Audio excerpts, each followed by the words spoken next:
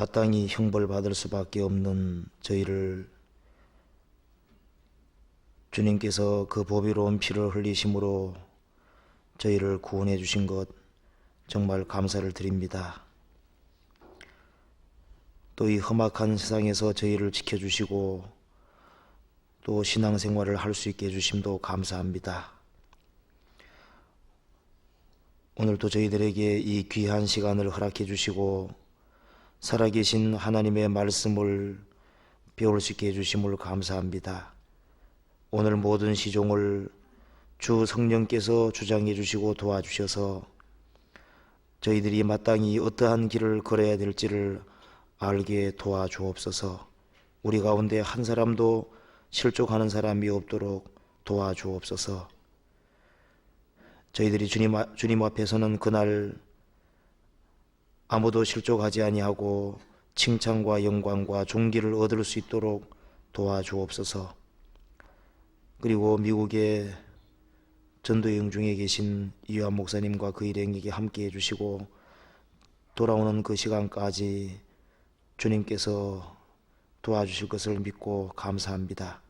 오늘 모든 시종도 주 성령께서 도와주시기를 의지하오며 이 모든 말씀 우리 구주 예수 그리스도 이름으로 기도합니다. 아멘.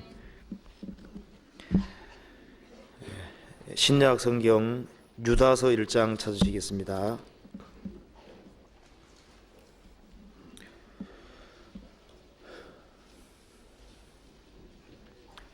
유다서 1장 3절.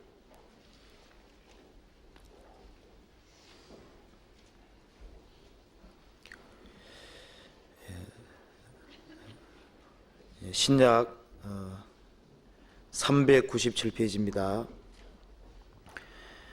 사랑하는 자들아, 내가 우리의 일반으로 얻은 구원을 들어 너희에게 편지하려는 뜻이 간절하던 차에 성도에게 단번에 주신 믿음의 도를 위하여 힘써 싸우라는 편지로 너희를 권하여야 할 필요를 느꼈노니 이는 가만히 들어온 사람 몇이 있음이라. 11절. 화 있을진저 이 사람들이여 가인의 길에 행하였으며 삭슬 위하여 발람의 어그러진 길로 몰려갔으며 고라의 피역을 쫓아 멸망을 받았도다. 하나 넘겨보시겠습니다. 20절부터 21절 같이 읽어보겠습니다. 사랑하는 자들아, 너희는 너희의 지극히 거룩한 믿음 위에 자기를 건축하며 성령으로 기도하며 하나님의 사랑 안에서 자기를 지키며 영생에 이르도록 우리 주 예수 그리스도의 긍휼을 기다리라. 거기까지.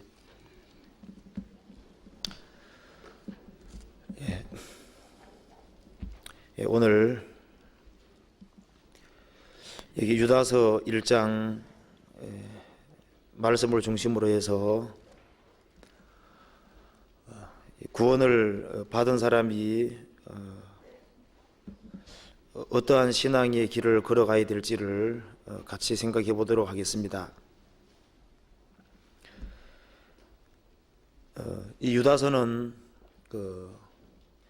예수님을 마리아가 낳았는데 요셉과 동거하기 전에 예수님은 성령으로 잉태하셨고 유다는 요셉하고 마리아하고 요셉과 마리아를 통해서 태어난 예수님의 형제입니다. 그런데 자신에 대해서는 소개하기를 예수 그리스도의 종이요 이렇게 소개해 놨습니다. 그래서 이것은 예수님의 형제 베드로 유다가 기록을 한 겁니다. 많은 사람들이 구원을 받는 것을 오랜 과정 속에 되어지는 것으로 이해하고 또 신앙의 성장을 단번에 성장할 수 있는 그런 것으로 가르치는 경우가 있는데 그것은 옳지 않은 것이고 구원이라고 하는 것은 순간적으로 단번에 이루어지는 것이고 성장이라고 하는 것이 과정 속에서 되어지는 거라고 성경은 가르치고 있습니다.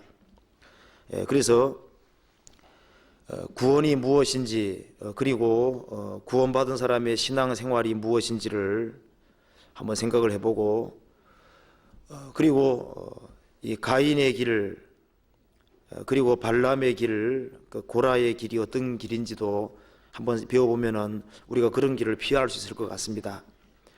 여기 1장 3절을 보시겠습니다.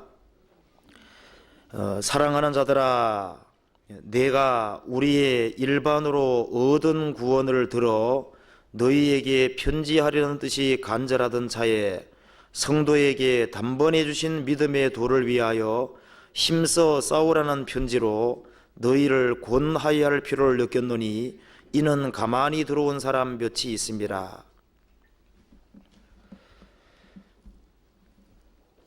자, 여기에서 유다가 말하기를 사랑하는 자들아, 내가 우리의 일반으로 얻은 구원을 들어, 여기서 구원을 가리켜서 얻을 구원이라고 하지 않고 얻은 구원이라고 말씀했습니다. 그러니까 사람은 구원이라고 하는 것을, 자기가 구원받은 여부를 죽을 때까지 알 수 없다, 그것은 올바른 것이 아니고 여기 말한 대로 얻은 구원입니다. 그래서 이것은 구원을 얻은 사람에게 지금 말을 하고 있는 겁니다. 그리고 얻은 구원인 동시에 일반으로 얻은 구원이라고 말씀했습니다. 일반으로 얻은 구원이라는 것은 동일한 구원이란 말입니다. 그래서 A라는 사람과 B라는 사람, C라는 사람이 있을 때 다 구원을 받았다고 했을 때 얘기를 해보면 정확히 일치할 수밖에 없는 일반으로 똑같은 구원이라는 겁니다. 그래서 우리의 일반으로 얻은 구원을 들어 너희에게 편지하려는 뜻이 간절하던 차에 성도에게 단번에 주신 믿음의 도를 위하여, 이 얻은 구원은 오랜 과정 속에서 점차적으로 이루어지는 것이 아니고 성도에게 단번에 주신 믿음의 도라는 겁니다. 그래서 하나님 편에서는 단번에 주신 믿음의 도고 성도들은 단번에 받은 믿음의 도입니다. 자, 그래서 구원이라고 하는 것은, 그 얻은 구원, 이 영혼의 구원은 단번에 이루어지는 것이 틀림없고 신앙의 생활은 성장이기 때문에 그것은 점차적으로 과정으로 되어진다고 성경은 말하고 있습니다. 왜 이 구원이 단번에 이루어지는 구원이냐 하면은 예수님께서 한 번 죽으심으로 모든 것을 이루셨기 때문에 그 주님께서 완성하신 사실을 인간의 행위와 관계없이 받아들이는 것이기 때문에 하나님 편에서 한 번으로 완성하신 것이고 받아들이는 사람도 한 번으로 영혼 속에 이루어지는 겁니다. 자, 이 문제를 한번 성경을 찾아보도록 하겠습니다. 로마서 6장 6장 10절,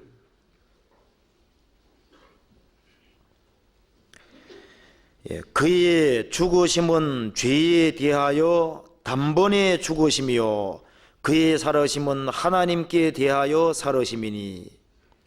자, 예수님의 죽으심은 인간의 죄에 대하여 단번에 죽으심이요 예수님은 한 번 죽으심으로 죄를 끝냈습니다. 베드로전서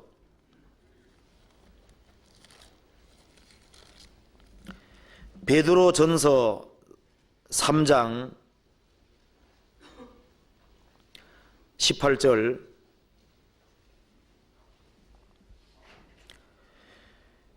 그리스도께서도 한 번 죄를 위하여 죽으사 의인으로서 불의한 자를 대신하셨으니 이는 우리를 하나님 앞으로 인도하려 하심이라.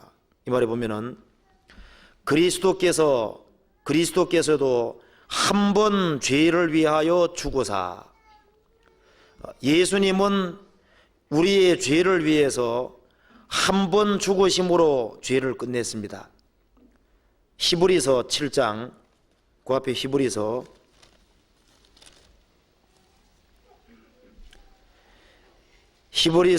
7장 27절.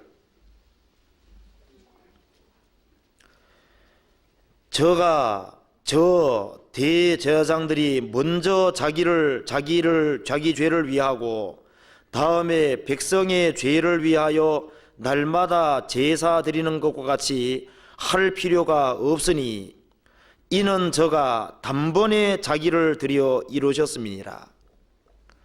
예수님은 단번에 딱 한 번에 자기를 드려 이루셨음이니라. 한 번 드리심으로 죄를 끝냈다 했습니다. 하나 넘겨보시죠. 히브리서 9장 25절 26절 같이 읽겠습니다. 대제사장이 해마다 다른 것의 피로써 성소에 들어가는 것 같이 자주 자기를 드리려고 아니하실지니 그리하면 그가 세상을 창조할 때부터 자주 고난을 받았어야 할 것이로되 이제 자기를 단번에 제사로 드려 죄를 없게 하시려고 세상 끝에 나타나셨느니라. 여기 말씀한 대로 이제 자기를 단번에 제사로 드려 죄를 없게 하시려고 세상 끝에 나타나셨느니라. 예수님이 한 번 죽으심으로 확실하게 죄를 끝냈다 그랬습니다. 히브리서 10장 10절 또 같이 한번 읽어보겠습니다. 이 뜻을 조차 예수 그리스도의 몸을 단번에 들이심으로 말미암아 우리가 거룩함을 얻었노라.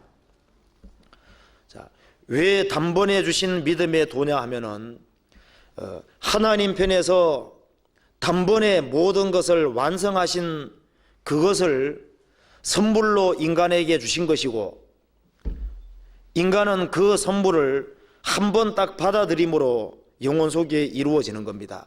그래서 단번에 주신 믿음의 도, 그래서 하나님 편에서는 단번에 주신 믿음의 도고 사람 편에서는 단번에 받은 믿음의 도입니다. 그렇죠?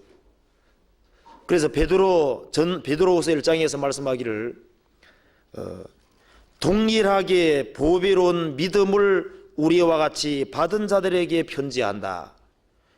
동일한 믿음, 보배로운 믿음을 우리와 같이 받은 자들에게 편지한다. 하나님께서는 단번에 주신 믿음의 도, 하나님께서는 주님께서 완성하신 그것을 인간에게 제시했고 인간은 그것을 단번에 받아들임으로 영혼 속에 구원이 이루어집니다. 그래서 유다서 1장에 밝히기를 이 유다서는 구원을 확실하게 얻은 사람, 구원을 얻은 사람에게 하는 말이고 이 구원은 일반으로 얻은 구원이고 동일한 구원입니다. 그래서 우리가 간증하면은 똑같다는 걸 분명히 알 수가 있습니다. 그리고 이 구원은 단번에 주신 믿음의 도입니다. 주님이 완성하신 것이 단번이기 때문에 우리 속에 이루어지는 것도 단번에 이루어지는 겁니다. 그래서 구원은 순간적으로 이루어지는 것이고 신앙의 생활이 과정인데 많은 사람들이 구원이라고 하는 것을 오랜 과정 속에서 서서히 이루어지는 거로 생각하고 또 신앙의 성장을 무엇인가를 깨달음으로써 단번에 이루어지는 것으로 거꾸로 생각하는 경향이 있는데 그것은 성경의 가르침과 근본적으로 반대가 되는 겁니다. 어떤 사람이 예수님께 물었습니다. 주여, 구원을 얻는 자가 적으니까 구원을 얻는 자가 적습니까? 라고 하니까 예수님께서 좁은 문으로 들어가기를 힘쓰라. 내가 너희에게로는 들어가기를 구하여도 못하는 자가 많으리라. 구원을 얻는 자가 적으니까 하니까 예수님이 좁은 문으로 들어가기를 힘쓰라. 구원은 문이라는 겁니다. 신앙의 생활은 길을 걸어가는 것이고 구원은 문을 통과하는 거라는 겁니다. 자, 문은 누구든지 문 밖에 있다가 문 안에 들어오는 건 순간적으로 이루어지는 겁니다. 누구든지 그리스도 안에 있으면 새로운 피조물이라 이전 것은 지나갔으니 보라 새 것이 되었도다. 그리스도 밖에 있다가 그리스도 안에 들어오는 건 순간입니다. 노아 방주 밖에 있다가 안에 들어가는 건 순간이죠.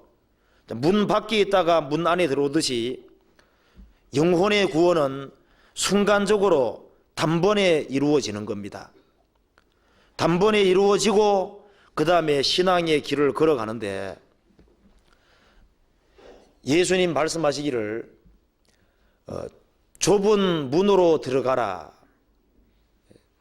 그런데 이 문도 넓은 문이 아니고 이 구원의 문도 사실은 좁은 문입니다. 구원의 길만 좁은 것이 아니라 구원의 문도 좁은 길입니다. 좁은 문입니다. 그래서 많은 사람들이 이 넓은 문으로 들어간다는 겁니다. 자, 넓은 문을 들어갈 때는 자기가 갖고 싶은 거 다 가지고 자기 편한 방법으로 들어갈 수 있을 겁니다. 그런데 문이 좁다고 하는 것은 이게 들어가는 데는 무슨 문제 같은 것이 많이 있는 겁니다. 좁은 문을 통과하려면 반드시 하나님 살아계신 걸 알고 자기가 죄인인 걸 알고 멸망받을 죄인이라는 걸 깨닫고 참으로 돌이키고 회개해야만, 그래야만 가까스로 좁은 문을 통과하고 구원이 이루어집니다. 그래서 좁은 문을 통과하고 좁은 길을 걸어가도록 하나님이 정하셨습니다. 자, 우리가 구원을 받았다고 하는 것은 좁은 문을 통과한 것이고 그 다음에 좁은 길을 걸어가는데 이스라엘 민족이 에집트에 나오는 것은 그 짧은 시간 안에 나왔습니다. 그 다음에 광야 길은 그렇게 짧지 않았지요. 그래서 출애굽은 아주 순식간에 그 짧은 시간 내에 이루어진 것이고 그 다음에 광야 길이었습니다. 그래서 구원은 순간적으로 이루어지고 신앙생활은 틀림없이 과정이고 구원받은 사람은 그 다음에는 길을 걸어가는데 이 길이 광야의 길이라고 말씀했습니다. 신명기 8장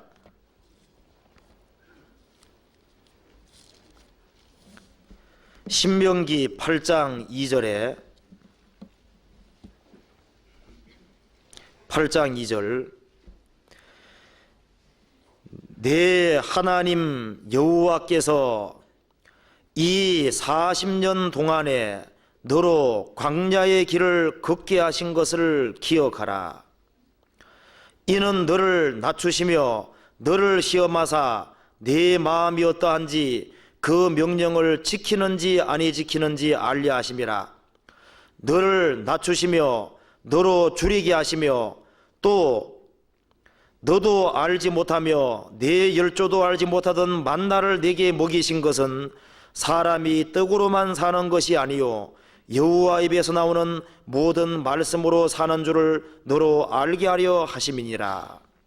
이 말씀에서 출애굽을 한 사람은 이제 이 구원의 상징입니다. 출애굽을 한 사람에게 40년 동안 광야의 길을 걷게 했습니다. 그래서 좁은 문을 통과하고 좁은 길을 걸어가듯이 이스라엘 민족은 에집트를 나오고 난 이후에 이 광야의 길을 통과했습니다.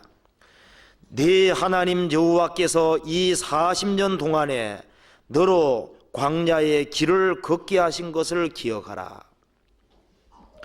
자, 이 광야의 길의 목적은 첫 번째가 이는 너를 낮추시며, 자, 광야가 있는 목적이 왜 이 신앙의 걸음을 걷게 하시냐면은 이는 너를 낮추시며, 이 광야 생활은 인간의 교만을 꺾는 과정입니다. 인간의 그 무력함, 인간의 연약함을 깨닫고 아주 겸손하게 낮추도록 하기 위해서 광야의 길을 걷게 했습니다. 이는 너를 낮추시며, 출애굽은 했지만은 교만한 것이 너무나도 많이 있고 꺾이지 않은 것이 너무나도 많이 있습니다. 이는 너를 낮추시며, 광야의 목적은 낮추는 것이 기본적인 목적입니다. 너를 시험하사 내 마음이 어떠한지 그 명령을 지키는지 아니 지키는지 알려 하심이라. 광야의 또 한 가지 목적은 순종의 여부를 알도록 하기 위한 것이 목적입니다. 참으로 하나님 말씀을 지키는지 아니 지키는지. 왜냐하면 형통할 때는 다 지키는 것처럼 보이고 문제가 없을 때는 다 지키는 것처럼 보이는 겁니다. 그런데 이 광야라고 하는 것은 편치 않은 곳이죠. 많은 원망이 생길 수 있고 갈등이 생길 수 있고 문제들이 있습니다. 그런 문제거리가 있는 그 상황에서 하나님 말씀을 지키는지 아니 지키는지 알려 하심이라. 우리의 순종의 여부를 알기 위한 그런 목적도 있습니다. 3절, 너를 낮추시며 너로 줄이게 하시며. 이 광야 생활 속에는 하나님께서 줄이게 하시는 경우도 있고 인간의 도움을 완전히 꺾어버리는 그런 경우도 있고, 또 너도 알지 못하며 네 열조도 알지 못하던 만나를 내게 먹이신 것은 광야에서 먹을 것이 없어지니까 하늘에서 만나를 내렸습니다. 그것처럼 인간의 모든 도움이 끝날 때 그때 하나님께서 도움을 주시는 것을 봄으로써 사람이라고 하는 것은 떡으로만 사는 것이 아니요 여호와의 입에로 나오는 모든 말씀으로 사는 줄을 너로 알게 하려 하심이니라. 광야 생활의 목적은 우리를 낮추시고 순종 여부를 알게 하는 그런 목적도 있고, 사람이 떡으로만 사는 것이 아니고 하나님 입으로 나오는 모든 말씀으로 산다고 하는 것을 알게 하기 위한 목적으로 이 좁은 길을 걷게 하고 이 광야의 길을 통과하게 한다는 겁니다. 예레미야 18장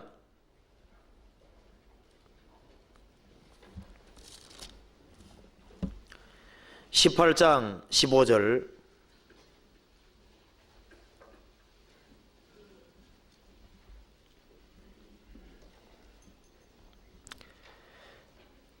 예레미야 18장 15절 대저 네 백성은 나를 잊고 허무한 것에게 분향하거니와 이러한 것들은 그들로 그 길을 곧 그 옛길에서 넘어지게 하며 곁길을 곧 닦지 아니한 길로 hin케하여 그들의 땅으로 놀랍고 영영한 취소가 되게 하리니 그리로 지나는 자마다 놀라서 그 머리를 흔들리로다. 이 말씀에 보면은 대저 내 백성은 나를 잊고 허무한 것 우상에게 분향하거니와 이러한 것들은 하나님을 섬기지 않고 우상을 섬기고 우상을 따르고 하는 이러한 것들은 그들로 그 길 곧 그 옛길에서 넘어지게 하며 곁길을 곧 닦지 아니한 길로 행케하며. 자, 이 말씀에 보면은 사람이 참으로 하나님을 중심에 하고 하나님을 섬기면은 이 정확한 길로 걸어갈 수가 있는데, 좁은 문을 통과하고 난 이후에 구원을 받은 이후에 좁은 길을 걸어가고 이 하나님이 정하신 코스대로 가야 되는데 마음속에 그 허무한 것 우상이라고 하는 걸 섬기고 우상이 마음의 중심에 되면은 그들은 그 길을 곧 그 옛길에서 넘어지게 하며 곁길로 간다는 겁니다. 곧 닦지 아니한 길로 hin케하여 그들로 넘어지게 된다는 거죠. 그러니까 한 사람이 구원을 받고 마음에 하나님이 참으로 중심에 계시면은 그 사람은 하나님이 정해놓으신 그 길로 갈 수 있다는 겁니다. 내가 너의 갈 길을 가르쳐 보이고 너를 주목하여 훈계하리로다. 예수님 말씀하시죠. 내가 곧 길이요 진리요 생명이니 나로 말미암지 않고는 아버지께로 올 자가 없느니라. 예수님이 바로 길이고 예수님은 정확한 우리가 어떻게 구원을 받고 어떤 길을 걸어가야 될지를 정확히 알려주셨습니다. 그래서 분명히 그 길입니다. 그 길은 그 영역본에 보면은 내가 곧 그 길이요 그 진리요 그 생명이니 그가 붙어 있습니다. 그래서 이게 그들로 그 길을 하나님께서 정해놓은 그 길입니다. 근데 그 길은 곧 그 옛길에서 넘어지게 하며 그 길은 곧 그 옛길이라 그러죠. 자, 이 길은 예레미야 당시 사람들만 밟고 가는 길이 아니라 과거부터 믿음의 선진들이 벌써 예레미야 당시에도 많은 사람들이 그 옛길을 지나간 겁니다. 우리가 성경에서 보는 대로 아벨이라고 하는 사람이 그 길을 걸어갔습니다. 그 천국까지 갔잖아요. 그 옛길이 천국까지 가는 길입니다. 그리고 그 길에는 노아도 그 길을 걸어갔지요. 그리고 아브라함도 그 길을 걸어갔고 이삭, 야곱, 모세, 다윗 그리고 많은 선자들이 그 길을 걸어갔습니다. 그리고 바울도 그 길을 걸어갔고 사도 중에 11사도도 그 길을 지나갔고 그 초대교회 성도들 앞서간 믿음의 선진들이 그 길을 넘어갔습니다. 그 길을 걸어갔습니다. 그 길을 곧 그 옛길에서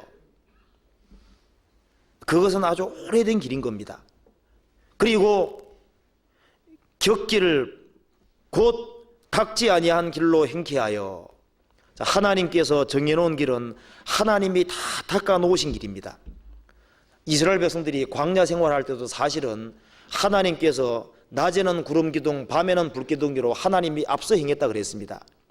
하나님께서 먼저 밟고 하나님께서 길을 닦아두고 그 길을 걸어가는 겁니다. 구원받은 사람 중에 어느 누구도 새 길을 걸어가는 것이 아니라 하나님께서 밟아놓지 아니한 그 길은 걸어갈 수가 없는 겁니다. 하나님께서 길을 다 닦아놓은 길이니까 그건 쉬운 길입니다. 그렇죠? 그래서 우리가 걸어가는 길은 분명히 그 길입니다. 고정된 길이거든요. 하나님이 정해놓은 길입니다. 그 길은 옛 길이고 그리고 그 길은 정로라고 말씀했습니다. 하나님께서 미리 다 닦아놓은 길이고 수없이 많은 사람들이 걸어간 길이고 이 성경 속에 그 길이 정확히 나와 있습니다. 자, 이 길이 명백히 나와 있음에도 불구하고 마음속에 하나님 외에 다른 우상 허무한 것이 딱 들어오면은 우상을 섬기는 자는 그와 같이 된다 그랬습니다. 그래서 허무한 것에 분양하고 하니까 하나님께서 정해놓으신 그 길에서 빗나가 버리는 겁니다. 어그러진 길을 그 옛길에서 넘어지는 겁니다. 철로역정에 오면 샛길이 많이 있죠. 그 샛길이 많이 있는 겁니다. 격길을 곧 닦지 아니한 길로 행케하며 그 하나님이 다 닦아놓은 길이 간단한 길이 있는데 그 길로 안 걸어갑니다. 성경에 명명백백하게 나와 있는 그 길을 걸어가지 아니하고 엉뚱한 길로 걸어가는 겁니다. 자기가 스스로 개척해서 가려고 하는 겁니다. 그래서 이 성경에서 말씀한 대로 하나님께서 정해놓으신 길을 걸어가면 그 길은 아주 쉬운 길이고 거기에는 하나님이 함께 하시는 길인데 그 길을 걷지 아니하는데 마음에 하나님보다 더 큰 우상이 들어오면은 하나님께서 정해놓으신 그 길, 그 옛길, 하나님이 닦아놓은 길로 갈라 해도 그 길로 못 가게 됩니다. 그 격길로 인도되거든요. 이사야 48장을 보시겠습니다.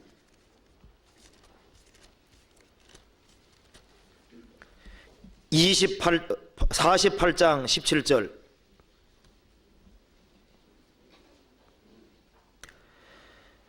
너희의 구속자시요 이스라엘의 거룩하신 자이신 여호와께서 가라사대 나는 내게 유익하도록 가르치고 너를 마땅히 행할 길로 인도하는 너희 하나님 여호와라. 슬프다. 내가 나의 명령을 듣지 아니하였도다. 만일 들었다면 내 평강이 강 같았겠고 내 의가 바닷물결 같았을 것이며, 이 말씀대로 여호와께서 가라사대 나는 네게 유익하도록 가르치고, 인간의 유익을 위해 가르친다는 겁니다. 너를 마땅히 행할 길로 인도하는 너희 하나님 여호와라. 슬프다 내가 나의 명령을 듣지 아니하도다. 만일 들었다면 내 평강이 강 같았겠고 내 의가 바닷물결 같았을 것이며, 하나님께서 마땅히 정해놓으신 그 길로 걸어갔다면 평강이 강 같았을 것이다. 내 의가 바닷물결 같았을 것이다. 그 하나님께서 정해놓은 그 마땅히 행할 길이 있는데 그 길로 가지 않고 곁길로 사람들이 가는 겁니다. 이사야 59장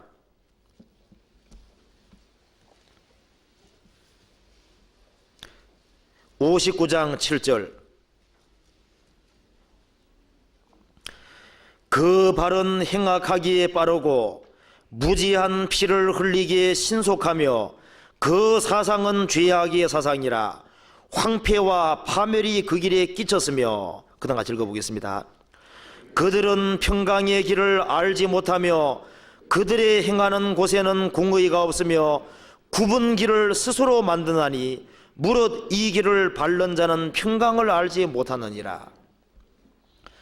하나님께서 마땅히 가라고 한 그 길에는 평강이 있는데, 죄악의 죄악을 스스로 행하고 죄를 받아들이고 마음의 우상을 받아들이면은 그 사람들은 굽은 길을 스스로 만드는 거라는 겁니다. 그 굽은 길을 스스로 만드나니 무릇 이 길을 밟는 자는 평강을 알지 못하느니라. 사람이 아무리 똑바른 길을 걸어가려 그래도 마음속에 하나님보다 더 큰 우상을 계속 가지고 있으면 틀림없이 곁길로 인도가 됩니다. 그렇죠? 스스로 굽은 길을 만드는 겁니다. 그 평강이 거기는 없습니다. 잠언 3장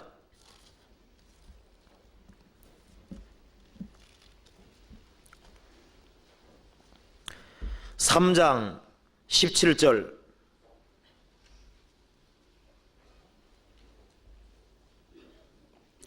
자, 13절부터 제가 읽어보겠습니다. 지혜를 얻는 자와 명철을 얻는 자는 복이 있나니 이는 지혜를 얻는 것이 은을 얻는 것보다 낫고 그 이익이 정금보다 나음이니라. 17절, 그 길은 즐거운 길이요 그 첩경은 다 평강이니라. 23절, 내가 네 길을 안전히 행하겠고 네 발이 그치지 아니하겠으며 내가 누울 때 두려워하지 아니하겠고 내가 누운 적 내 잠이 달리로다. 너는 창졸간의 두려움이나 악인의 멸망이 말 때에나 두려워하지 마라. 대저 여호와는 너의 의지할 자신이라. 내 발을 지켜 걸리지 않게 하시리라. 하나님의 지혜를 얻고 그 길 가운데 걸어가는 그 사람은 그 길은 즐거운 길이고 그 접경은 다 평강이라. 너의 발에는 거치는 것이 없겠고 너가 누운 적 너의 잠이 달리로다. 너는 창졸간의 두려움이나 갑작스러운 두려움이나 악인의 멸망이 말 때에나 두려워하지 마라. 대저 여호와는 너의 의지할 자시라. 네 발을 지켜 걸리지 않게 하시리라. 자, 그렇지만은 그 하나님께서 정해놓으신 길로 가지 아니하면 그 길은 아주 험한 길입니다. 잠언 13장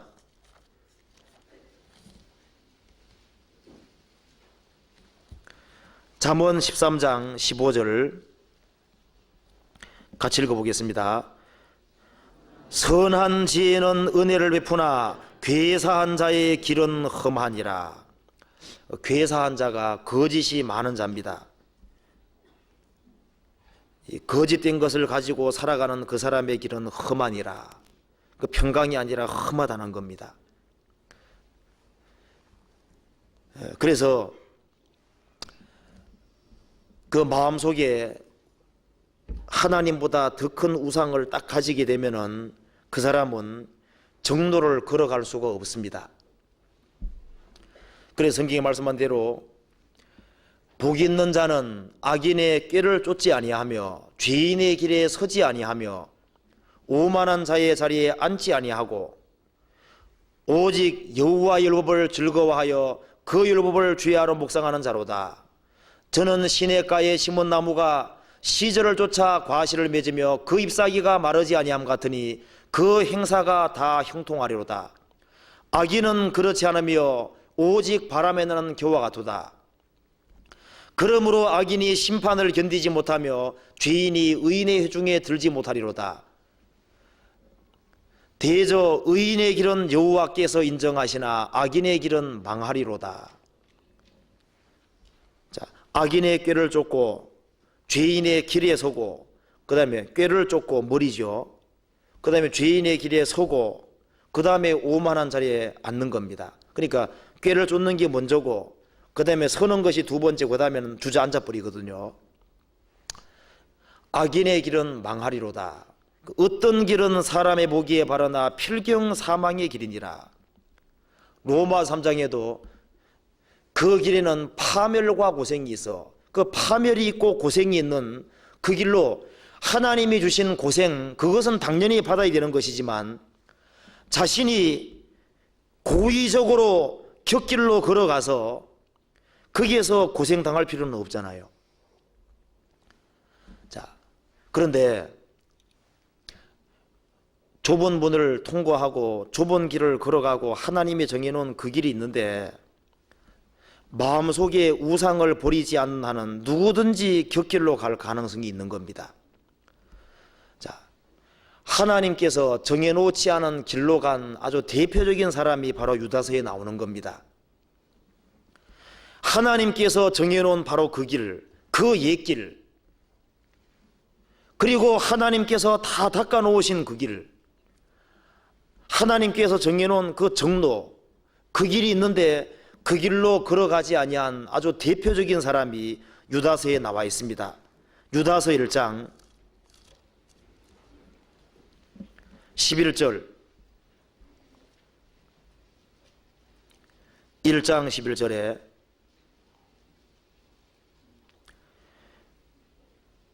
화 있을진저 이 사람들이여 가인의 길에 행하였으며 삭슬 위하여 발람의 어그러진 길로 몰려갔으며 고라의 피역을 쫓아 멸망을 받아도다.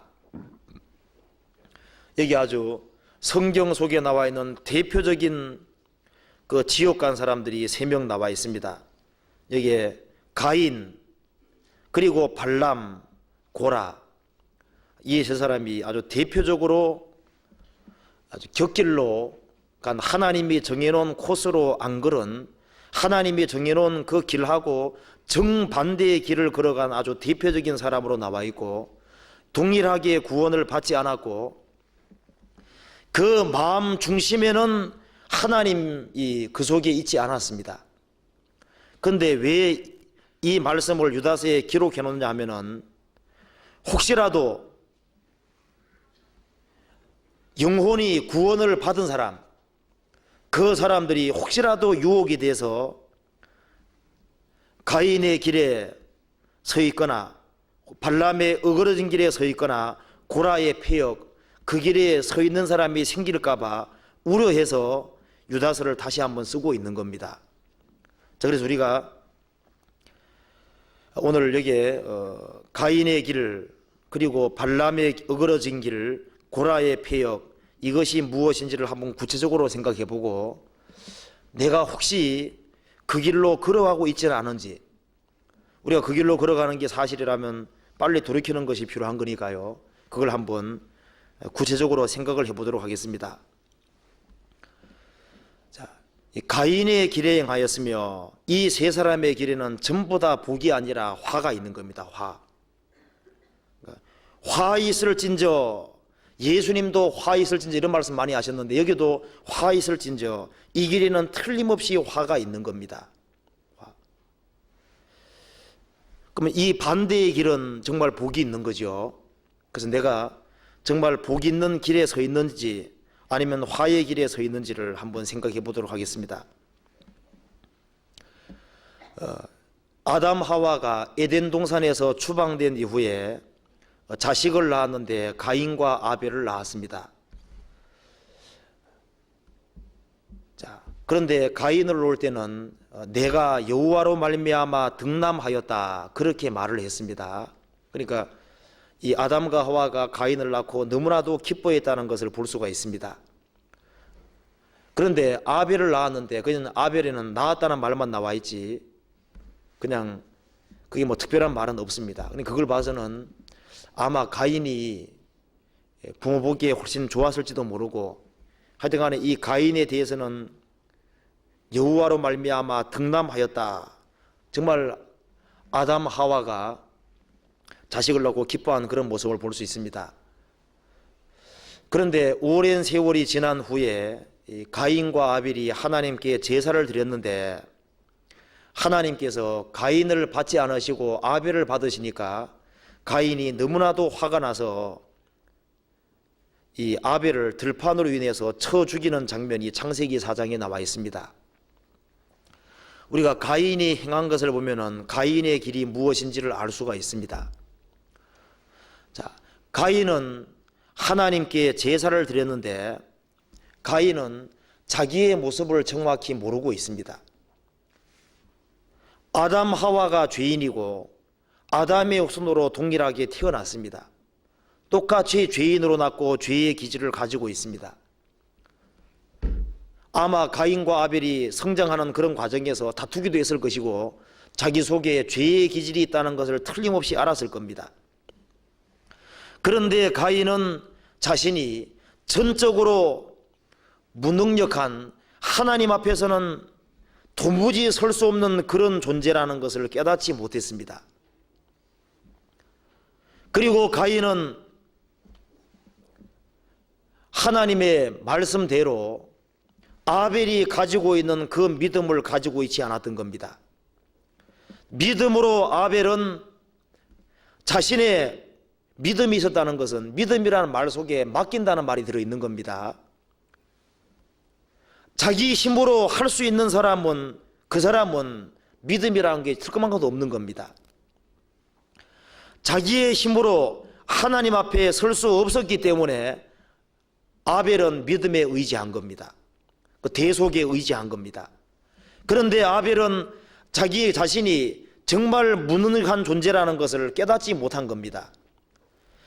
그래서 가인도 하나님께 제사를 드렸지만은 자신의 무능력을 알지 못하고 거룩하신 하나님 앞에 자기 행위로 서지 못한다는 것을 못 깨달았습니다. 그렇기 때문에 피를 의지하지 아니하고 자기의 노력과 자기의 열심, 자기 행위 그것을 의지했던 겁니다. 그래서 아벨의 가인의 길이라고 하는 것은 제일 첫 번째가 자신의 비참한 죄인인 상태를 깨닫지 못하고 자기 육신적인 노력에 의지해서 자기 행위로 하나님과 교통관계를 맺어보려고 하는 그런 사람은 가인의 길에 있는 겁니다. 그리고 하나님께서 가인을 받지 아니하고 아벨을 받으시면은 가인은 왜 하나님께서 자기 제사를 받지 않았는지를 검토해보고 자기의 잘못된 것이 있으면 돌이키고 아벨에게 물어보고 어째서 하나님이 내 제사가 더 좋은 것 같은데 왜 너의 제사를 받았느냐 그것을 알아보려 그리고 이유를 캐물어보고 자기의 잘못된 것이면 돌이키고 그리고 하나님께서 받아주는 그 길을 따라가야 되는데 오히려 안색이 분하고 하나님께서 받아주시는 아벨을 쳐 죽일 마음을 가졌습니다. 하나님은 그 마음을 보시고 말씀하셨습니다.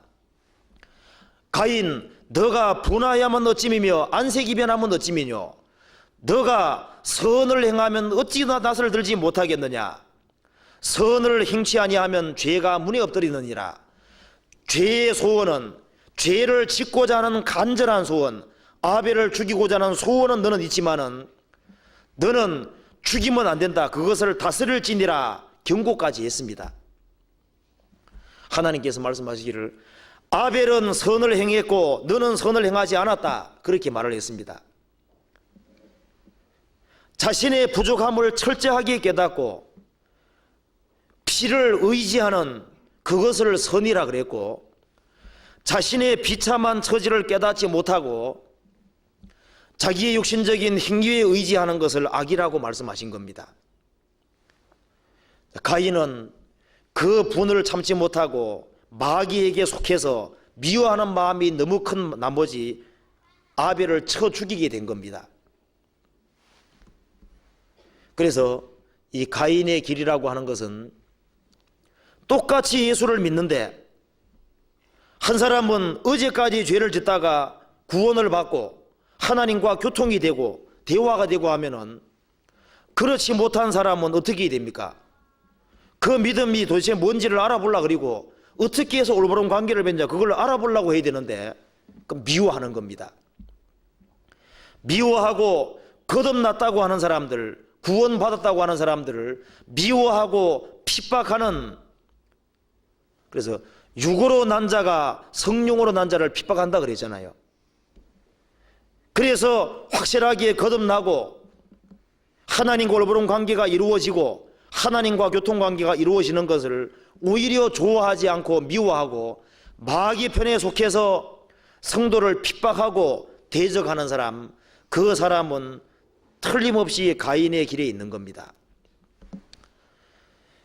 그 종교개혁 당시에 그 얀데켄 잔스라는 여자가 있는데, 그 여자가 아들을 하나 가지고 있었는데 그 아들 이름이 이사야입니다. 그래서 그 다음날 처형당해 죽어야 됩니다. 그때 그 아들에게 이렇게 말했습니다. 자, 너는 예수의 이름으로 핍박받는 소수의 무리가 있다는 소리 듣거든 너는 그쪽으로 연결되거라. 그쪽으로. 자, 예수님의 이름 때문에 핍박받는 그런 소수의 무리가 있다는 얘기를 듣거든 너는 그쪽으로 연결돼야 된다. 외적으로 하려 하는데 그게 중요한 게 아니라 정말 예수님을 확실하게 믿고, 그리고 예수님의 이름 때문에 핍박을 받는 그런 사람이 있다면 그쪽으로 연결되거라. 그것이 마지막 유언이랍니다. 유언. 자, 그래서 이 아벨이라는 사람은 그렇게 했고, 그 다음에 하나님께서 나타나셨습니다. 너의 아우 아벨이 어디 있느냐? 자, 가인은 말했습니다. 내가 아우를 지키는 자니까. 주님께서 죄를 지적했지요. 내 죄벌이 너무 중하여 견딜 수 없나이다. 자, 죄 때문에 괴로워하긴 했지만은 회개를 하지 않았습니다. 결국에는 여호와 앞을 떠나서 자기 나름대로 살 길을 개척했습니다. 그래서 최초로 성을 쌓은 장본인이 바로 가인입니다. 창세기 4장 16절.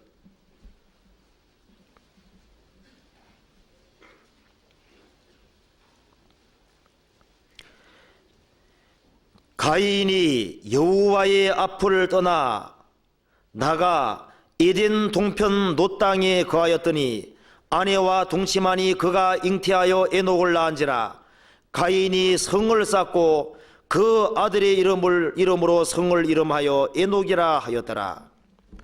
여기 물론 그 아내가 아담 하와가 낳은 자식들입니다. 창세기 4장에는 주연 배우로 가인과 아벨 두 사람만 등장되어 있습니다.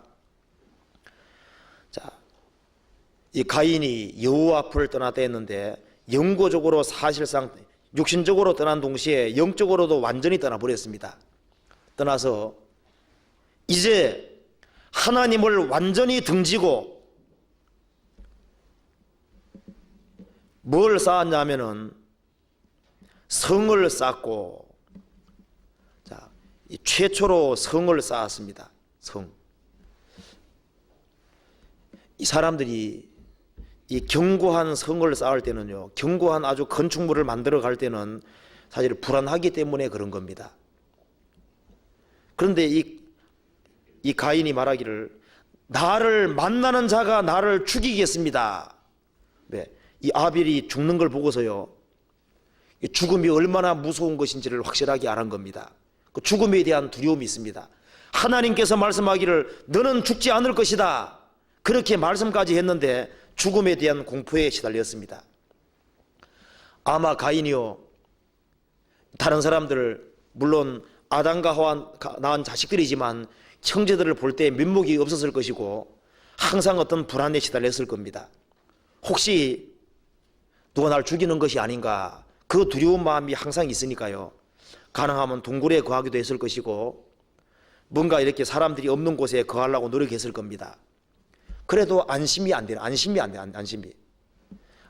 되기 때문에 나름대로 안전한 곳을 구축하리라고 계획을 세우고 가인이 최초로 성을 쌓은 겁니다. 성을. 그러니까 이것은 뭐냐면은 이 성이라고 하는 것이 가인에게는 바로 안식처입니다. 가인에게는 그것이 자기가 안전한 곳이고 하나님을 완전히 떠나버렸기 때문에 그것이 자기의 의지할 곳이었습니다. 그렇죠? 자, 가인은 하나님을 떠나서 어디에다가 안식을 추구했냐면은 이 땅에다가 성을 쌓고 자기 스스로 하나님의 도움을 떠나고 자기 스스로의 힘으로 안전한 것을 추구해 나갔던 겁니다. 이제 하나님을 의지하지 아니하고 눈에 보이는 것을 딱 의지하고 이제 성에 들어가 있으니까 성에서 아마 문도 여러 개 만들었을 겁니다. 문고리도 여러 가지 만들었을 거 아니에요. 이제 나는 안전한 곳에 있다, 그렇게 생각을 했을 겁니다. 성경에 말씀하기를 여호와의 이름은 견고한 망대라, 의인이 그리로 들어가서 피함을 얻는다 그러죠. 자, 부자는 재물을 견고한 성같이 여긴다 그랬습니다. 돈이든 뭐든 간에 이 가인이라는 사람 심리가요, 의인을 핍박하고 그리고 하나님을 자기의 산성으로 생각하지 아니하고 눈에 보이지 않는 하나님을 자기의 의지할 곳, 안식할 곳, 그런 것으로 보지 아니하고 눈에 보이는 성에서 안전을 추구했습니다. 거기 있음으로써 편안하게 느꼈습니다. 우리는 어떤 상황 하에서라도 하나님이 나와 함께 계시고 하나님이 함께 하시기 때문에 거기에서 안전을 느끼고, 자, 어디든지 간에 하나님이 함께 있으면 괜찮다, 그렇게 생각을 해야 되는데 이 가인은 성을 쌓고 그곳이 안전한 곳이라고 잘못 생각했었습니다. 성경 한번 찾아보도록 하겠습니다. 잠언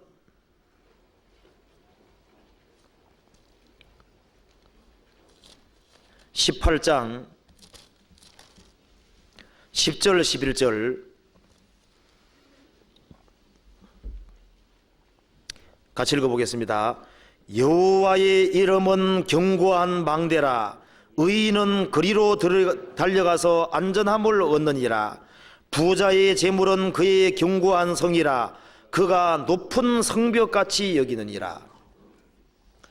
돈이 많은 사람은 마음에 든든한 걸 느끼면요, 이 부자의 재물은 그의 견고한 성이라, 그가 높은 성벽같이 여기느니라. 돈이 많으면은 돈에 딱 기대고 의지하고서 높은 성벽같이 여기는, 자기는 아주 안전하다고 생각을 하는 겁니다. 그런데 여호와의 이름이 참으로 견고한 망대라는 겁니다. 의인이 그리로 달려가서 안전함을 얻느니라. 시편 71편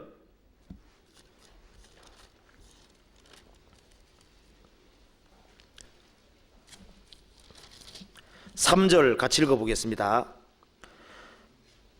71편 3절 주는 나의 무시로 피하여 거할 바위가 되소서. 주께서 나를 구원하라 명하셨으니 이는 주께서 나의 반석이시오 나의 산성이심이니이다. 이 시편 기자는 말하기를 주는 나의 무시로 피하여 갈 바위가 되소서. 주께서 나의 반석이시오 나의 산성이심이니이다. 하나님께서 나의 산성이시고 하나님은 환난 날의 산성이시고 여호와께서는 자기를 의지하는 자를 아신다 그랬는데, 이 가인은 하나님이 자기의 견고한 성이 아니었습니다. 눈에 보이는 것을 만들고 거기에서 안심을 느끼고 거기에서 안전을 추구하는 겁니다. 이 마음이 완전히 세상에 가 있는 겁니다. 그리고 마치 가인은 이 세상이 자기가 영구하게 살 것으로 생각을 했습니다. 원래 아브라함은 도시 생활을 한 사람입니다. 너는 너의 본토 친척 아비 집을 떠나 내가 내게 시할 땅으로 가라 했을 때, 도시에 거한 아브라함이, 아브라함과 이삭, 야곱 이 사람들이 장막에 거했다. 이는 하나님의 경영하시고 지으실 터가 있는 성을 바랐음이니라. 자, 이 아브라함이 신앙생활을 시작할 때 자기가 영구적으로 갈 곳은 저 가나안 땅이라는 거 아는 겁니다. 그 영구한 곳은 하늘이라는 것을 알고 있거든요. 왜 그 사람이 텐트에 살았냐면은 이 세상은 거쳐가는 곳이라는 걸 확실하게 믿었던 겁니다. 우리 가운데 텐트에 사는 사람은 없잖아요. 우리는 집에 살지만은 적어도 구원받은 사람 마음가짐은 이 세상은 내가 의지할 곳이 아니고 나는 여기는 잠깐 거쳐 지나가는 거다, 이제 그렇게 생각을 해야 되는데, 이 가인은 이 세상이 마치 자기가 오래 살 것처럼 성을 쌓았습니다. 그리고 가인이 하나님을 완전히 등지는 길을 걸어갔고, 이 가인의 후예는 별별 것을 만들어냈습니다. 그런데 아벨 대신 준 셋의 후예는 무엇을 만들었다는 말이 없습니다. 그래서 이 가인의 길은 결국은 노아 홍수로 종말을 고했습니다. 아시죠? 그리고 가인의 뒤를 이어서 에녹도 가인의 뒤를 이어서 니무롯이라는 사람도 창세기 11장에 바벨탑을 쌓았죠. 그게 견고한 성을 만들고 거기에다가 탑을 쌓아간 겁니다. 그 책 중에 도시의 의미라는 책이 있는데, 그 책에도 보면은 하나님의 심판이 항상 내려진 곳이 성이라는 겁니다. 도시, 영어로 시티입니다. 항상 죄악의 온상이 도시인데, 이 사람들이 도시라고 하는 것을 딱 건축하면은 거기에 사람들이 군집합니다. 그럼 서로 기대고 의지하고 거기서 물물 교환이 이루어지고 육신적으로 필요한 것, 기본적인 것을 다 제공받으니까 도시에만 살면은 나중에 하나님을 망각하게 되고 그곳이 안전한 곳이라고 잘못 생각하기 때문에, 그래서 하나님을 등지고 완전히 죄의 구렁텅이에 빠지고, 그렇게 해서 역사 속에서 항상 심판받은 곳이 시골이 아니고 도시였다 하는 그런 책도 있는데요. 어쨌든 간에 에녹이 이 가인이라는 사람이 도시를 만들고, 또 그 뒤를 이어서 니므롯도 도시를 만들고, 소돔 고모라 성도 사실은 도시입니다. 자, 우리도 도시에 살지만은 이 도시는 내가 의지할 곳이 아니잖아요. 스바냐서에 보면은 이런 얘기가 나옵니다. 이 하나님께서 여호와의 날 마지막 심판 때에 견고한 성읍을 치며 높은 망대를 치는 날이로다. 그 견고한 성읍이 20세기 과학 문명인 겁니다. 높은 망대, 거기 다 날아간다고 되어 있고, 요한계시록 16장에서는 이 세상의 모든 도시가 지진으로, 만국의 도시가 지진으로 다 무너진다고 되어 있잖아요. 그래서 이 가인의 길에는 전부 다 화가 있는 겁니다. 화. 그래서 여기 말한 대로 화 있을진저 가인의 길에 행하였으며, 어떤 사람에게 화가 있냐면은 자신이 비참한 죄인인 것을 못 깨닫는 사람은 화가 있는 겁니다.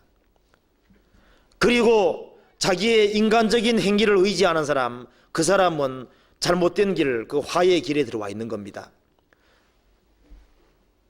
그리고 하나님이 자기를 받아주지 않는다고 해서 하나님께서 선택한 사람들, 그 구원받은 사람들, 그런 사람을 핍박하는 사람은 가인의 길에 와 있는 겁니다.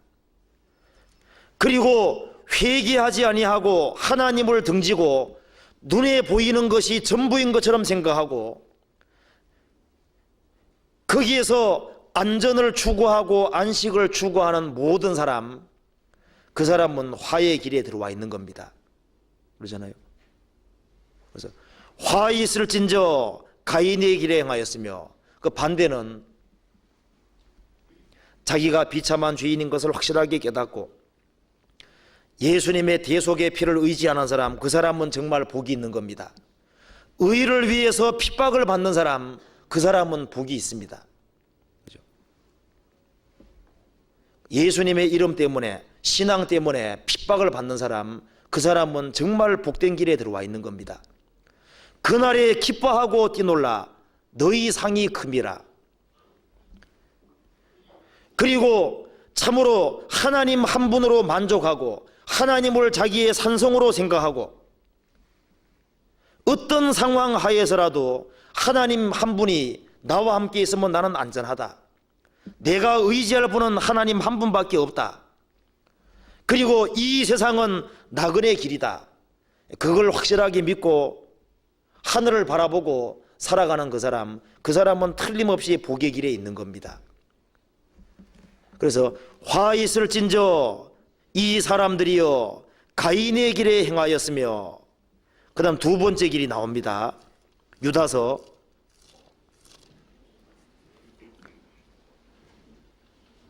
1장 11절에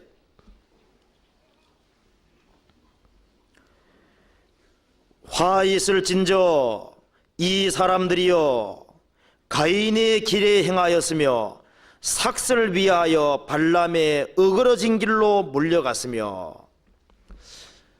이게 발람의 길이 나옵니다. 여기도 화가 있는데,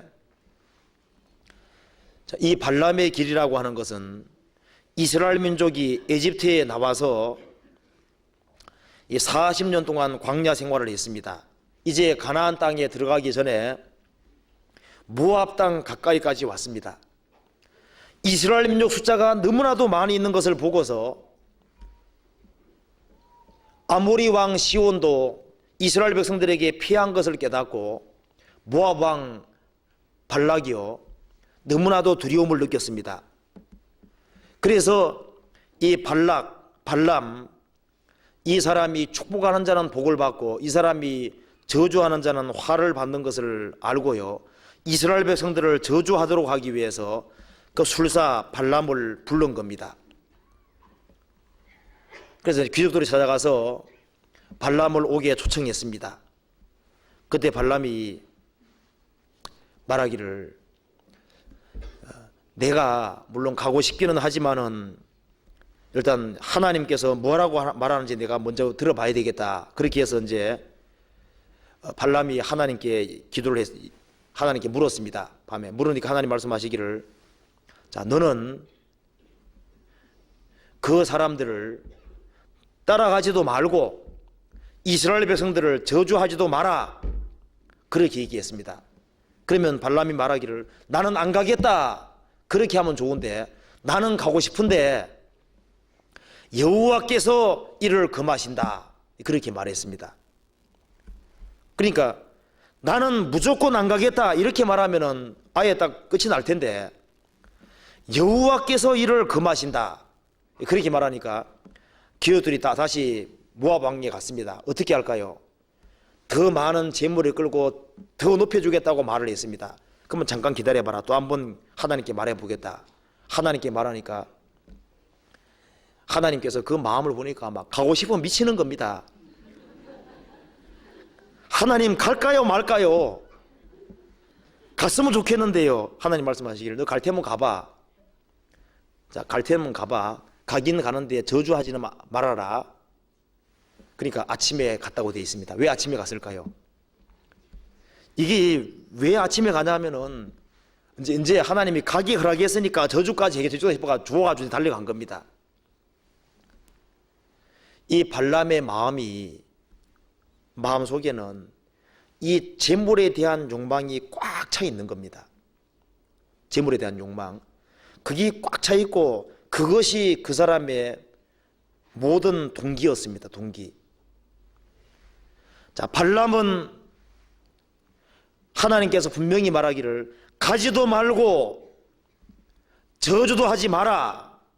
이스라엘 백성들은 하나님께 복을 받은 백성이니까 그렇게 하지 마라. 그렇게 말했는데 생떼를 쓰니까요, 하나님께서 갈 테면 가보고 허락한 겁니다. 그건 하나님이 의도하신 게 아니라 사실은 허용하신 거예요. 자, 그래서 발람이 이스라엘 백성들을 저주하려 했지만은 하나님께서 그 저주를 다 막았습니다. 발람은 하나님의 말씀이 자기에게 내려서 이스라엘 백성들의 운명을 자기가 말하는 걸 자기 귀로 생생하게 들을 수 있었던 겁니다. 민수기 23장, 이 발람이 한 말입니다. 발람이 하나님께 받아 한 말입니다. 23장 9절,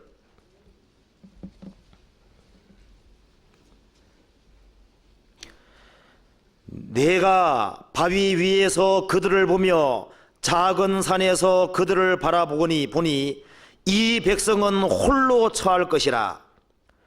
그를 열방 중에 하나로 여기지 않으리로다. 자, 발람은 여기서 하나님께 직접 받아 말했기 때문에요, 발람은 알았습니다. 이스라엘 백성들은 세상 모든 백성 중에서 구별된 백성이다. 열방 중에 하나로 여기지 않을 것이다. 이스라엘 민족은 독특한 백성이고 구별된 백성이고 섞이지 않을 것이다. 그걸 알았습니다.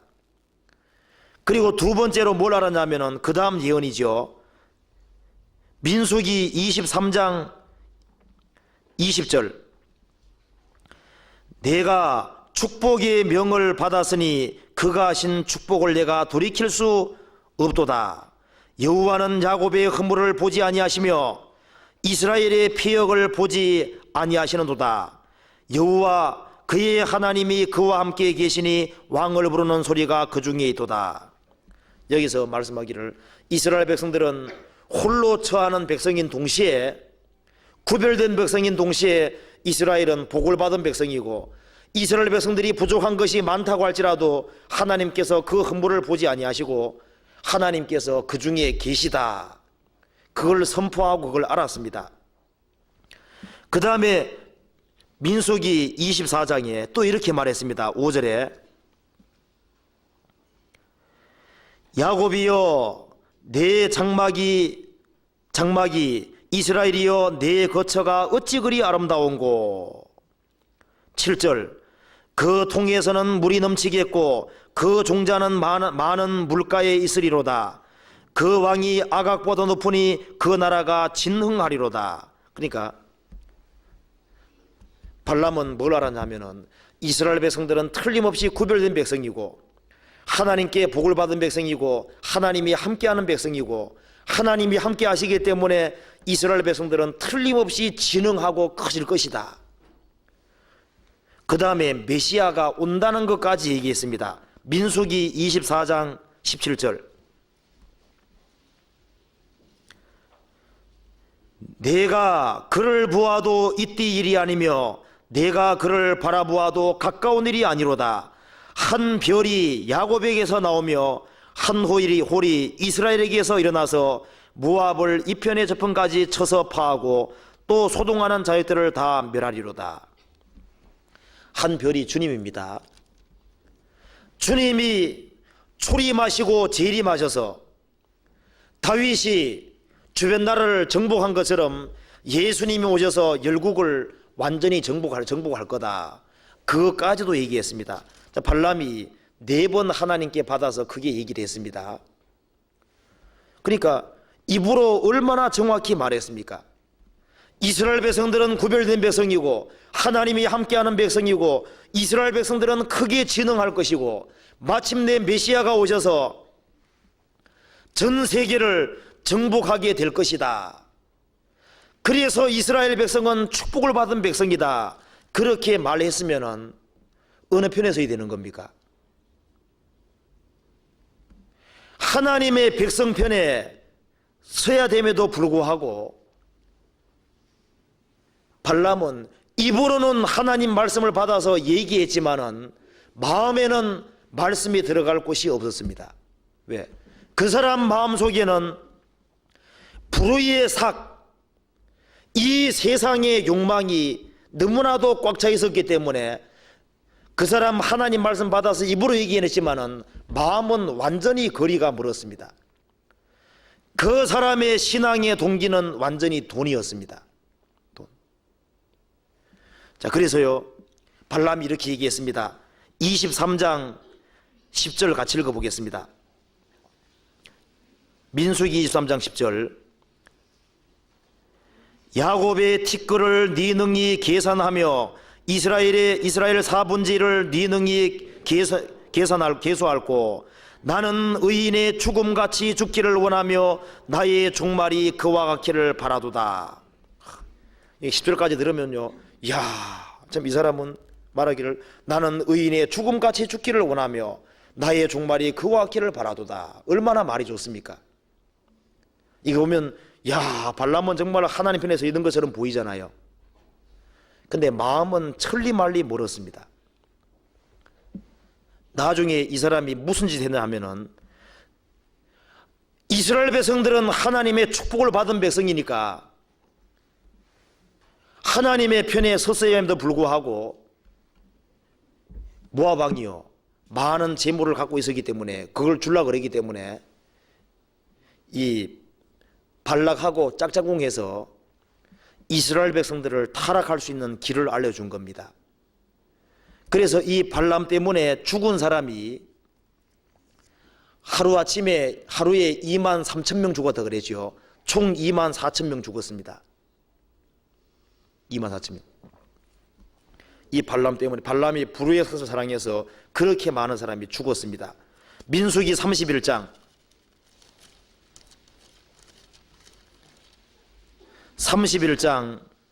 8절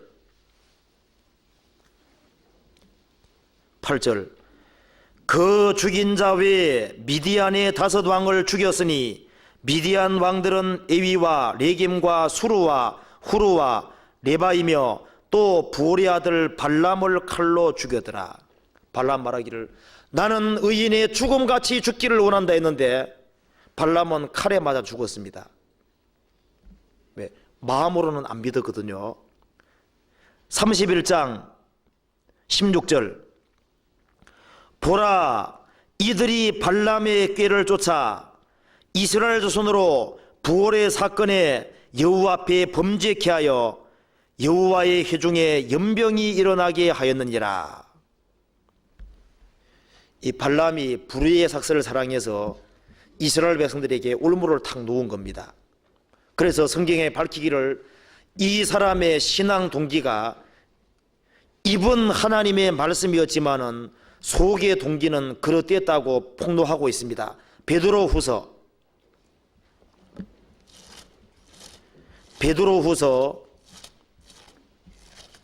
2장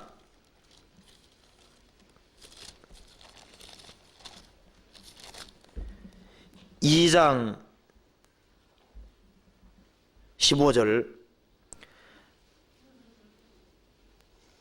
저희가 바른 길을 떠나 미혹하여 부올의 아들 발람의 길을 쫓는도다. 그는 뭘 사랑했습니까? 불의의 삭시라는 것은 이스라엘 백성들을 저주함으로 삭슬을 얻으려고 그랬던 겁니다. 그 얼마나 잘못된 거예요. 남을 저주함으로 돈을 벌려고 그랬으니까 얼마나 잘못된 겁니까? 불의의 삭슬을 사랑하다가 자기의 불법을 인하여 책망을 받되 말 못하는 나귀가 사람의 소리로 말하여 이 선자의 미친 것을 금지하였느니라. 이 말에서 그는 불의의 삭슬을 사랑하다가, 그러니까 이 발람 마음속에는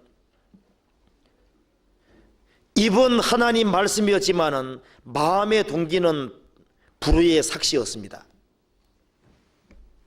시편 50편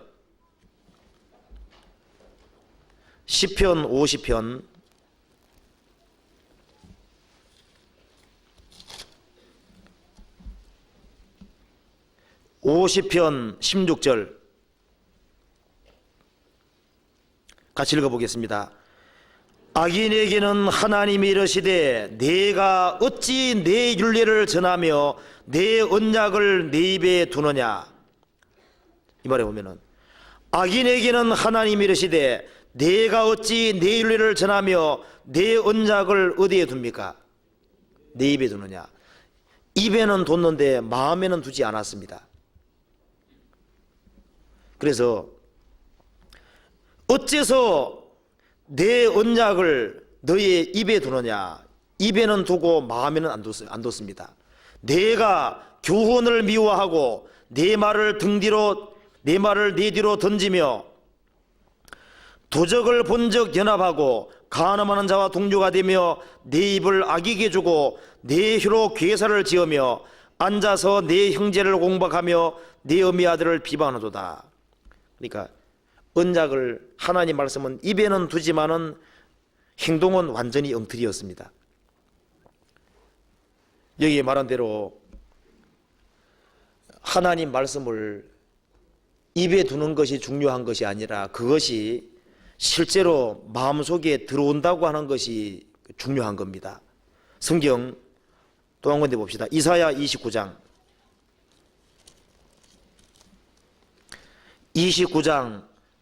13절을 같이 읽어보겠습니다. 이사야 29장 13절. 주께서 가라사대 이 백성이 입으로는 나를 가까이하며 입술로는 나를 존경하나 그 마음은 내게서 멀리 떠나니 그들이 나를 경외함은 사람의 계명으로 가르침을 받았을 뿐입니다. 이걸 예수님도 인정하시는데요. 이 백성이 입으로는 나를 가까이하며 입술로는 나를 존경하나 그 마음은 내게서 멀리 떠나나니. 자, 이 발람 선지자가 하는 말을 보면은 정말 하나님을 가까이 하는 것처럼 보였습니다. 그렇죠? 그런데 마음은 달랐습니다. 마음은 입으로는 나를 존경하나 마음은 내게서 멀리 떠났다. 디도서 1장 16절.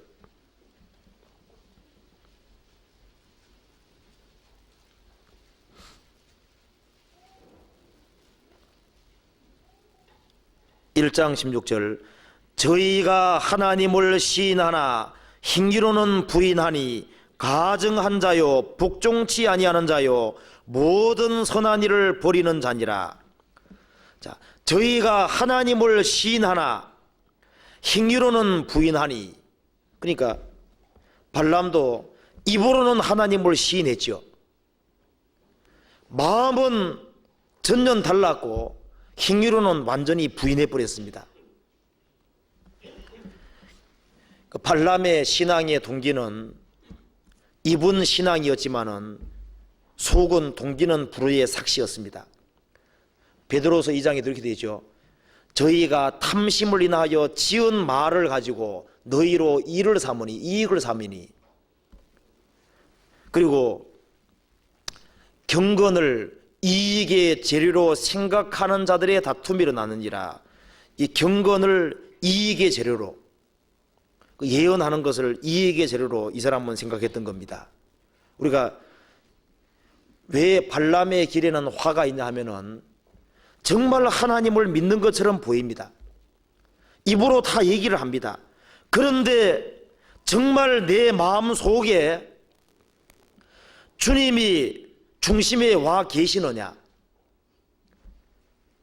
정말 내 신앙의 동기가 예수님이 나를 대신해서 죽으시고 부활하셨다는 그 사실 하나 때문에, 주님이 나를 죽기까지 사랑했다고 하는 그 사실 하나가 동기가 돼서 나도 주님을 따라가느냐?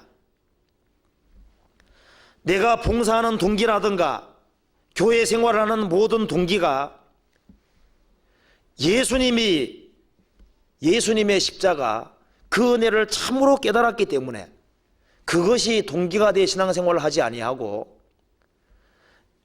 입으로는 하나님 말씀을 간장하고 있긴 하는데 그 속에 돈이라든가 혹은 그 속에 육신의 어떤 잘못된 것이라든가 다른 것이 동기가 되어서 신앙생활을 한다면은 그것은 틀림없이 올바른 것이 아닐 겁니다.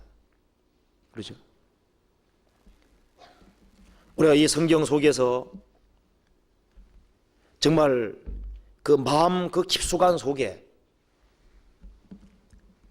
주님이 나를 얼마나 사랑하셨는지 그것을 확실하게 알고 그것이 그 신앙 동기가 될 때 오로지 하나님의 영광 하나만 생각하고 오로지 하나님의 영광, 하나님께 영광 돌리는 그것이 동기가 되어서 신앙생활이 되어질 때 그 사람은 발람의 길을 피할 수 있을 겁니다. 그리고 또 한 가지, 고라의 폐역을 쫓아 멸망을 받아도다. 자, 고라는 어떤 죄를 지었냐 하면은 민수기 또 한 군데 보시겠습니다. 민수기 16장 1절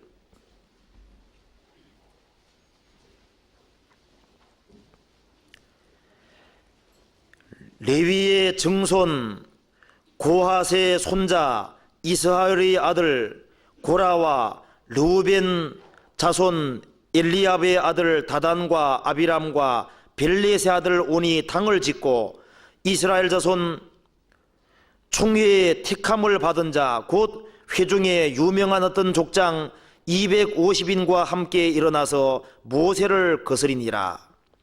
그들이 모여서 모세와 아론을 거스려 그들에게 이르되 너희가 분수에 지나도다. 회중이 다 각각 거룩하고 여호와께서도 그들 중에 계시거늘 너희가 어찌하여 여호와의 총회에 스스로 높이느냐. 4절 모세가 듣고 엎드렸다가 고라와 그 모든 무리에게 말하여 가로되 아침에 여호와께서 자기에게 속한 자가 누구인지 거룩한 자가 누구인지 보이시고 또 그 자를 자기에게 가까이 나오게 하시되 곧 그가 택하신 자를 자기에게 가까이 오게 하시리니 이렇게 하라. 너 고라와 너의 모든 무리는 향로를 취하고 내일 여호와 앞에서 그 향로에 불을 담고 그 위에 향을 두라. 그때 여호와의 택하신 자는 거룩하게 되리라. 레위 자손들아 너희가 너무 분수에 지나치느니라. 모세가 또 고라에게 이르되 너희 레위 자손들아 들으라. 이스라엘의 하나님이 이스라엘 총회에서 너희를 회중에서 너희를 구별하여 자기에게 가까이 하게 하사 여호와의 성막에서 봉사하게 하시며 회중 앞에서 그들을 대신하여 섬기게 하심이 너희에게 작은 일이겠느냐. 이 말에 보면은 이스라엘 백성들이 그 모세 인도로 에집트에 나왔습니다. 모세는 온유함이 지면에서 가장 성한 사람이라고 성경에 나와 있는데 여기에 고라와 그 주변의 사람들이 당을 짓고 어떤 유명한 족장 250인과 함께 일어나서 이 모세를 거스렸습니다. 그리고 뭐라 말했냐면은 자 모세와 아론에게 말하기를 너희가 어찌하여 여호와의 총회 위에 스스로 높이느냐. 자 당을 딱 지어서 스스로 높이느냐 이렇게 말을 했습니다. 이 고라 당은 뭘 원했냐면은 모세와 아론처럼 자기가 되고 싶었던 겁니다. 자, 성경에 말씀한 대로 자기 눈에 형제의 티를 보는 사람은 자기 속에 들보가 있다 그러죠.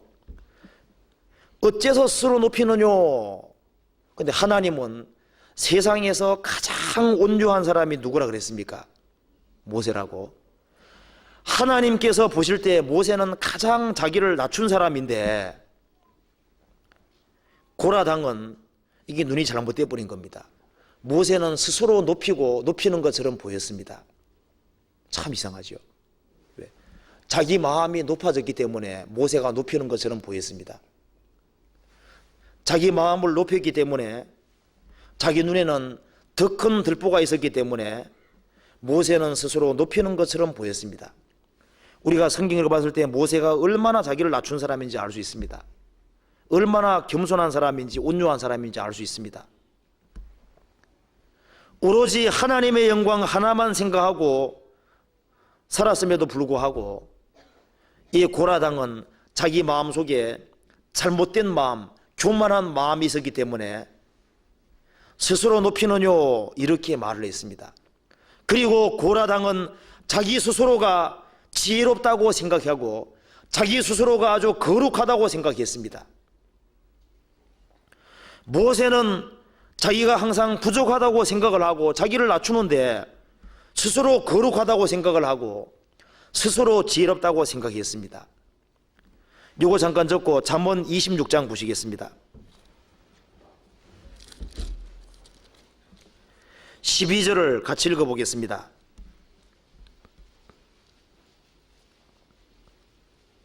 (26장 12절) 내가 스스로 지혜롭게 여기는 자를 보느냐 그보다 미련한 자에게 오히려 바랄 것이 있느니라. 자, 내가 스스로 지혜롭게 여기는 자를 보느냐, 나는 알 만큼 알았다, 나도 지혜롭다, 나도 스스로 슬기롭다, 그렇게 스스로 지혜롭다 여기는 자를 보느냐, 오히려 그보다 미련한 자에게 바랄 것이 있느니라. 스스로 지혜롭게 여기는 그 사람에게는 전혀 배울 것도 없고 바랄 것도 없다는 겁니다. 잠언 30장에 12절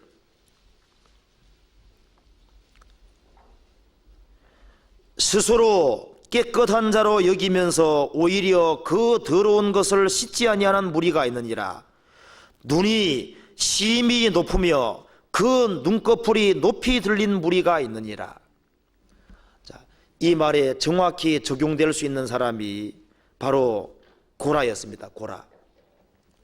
고라는 자기를 아주 스스로 지혜롭게 여겼습니다. 그리고 고라는 스스로 깨끗한 자로 여겼습니다. 그리고 눈이 너무나도 심히 높았습니다. 자기 주제를 파악을 하지 못했습니다. 그래서 어떤 유명한 족장 250인과 더불어서 당을 딱 지었던 겁니다. 자, 스스로 높아진 가장 첫 번째가 사탄입니다. 사탄. 그죠? 하나님의 무별 위에 자기 보좌를 높이리라고 그랬죠. 지극히 높은 구름에 올라 지극히 높으신 자와 비길이라 하도다. 그 스스로 높였습니다. 이 성경 속에는 자기를 스스로 높이는 그런 사람들이 나와 있습니다. 그래서 고라는 마음이 교만해진 겁니다. 이 고라의 피역이라는 것이 자기 분수를 모르는 겁니다. 자기 분수를 모르고 스스로 교만의 당을 짓고 자기 스스로가 탁 높아진 거예요.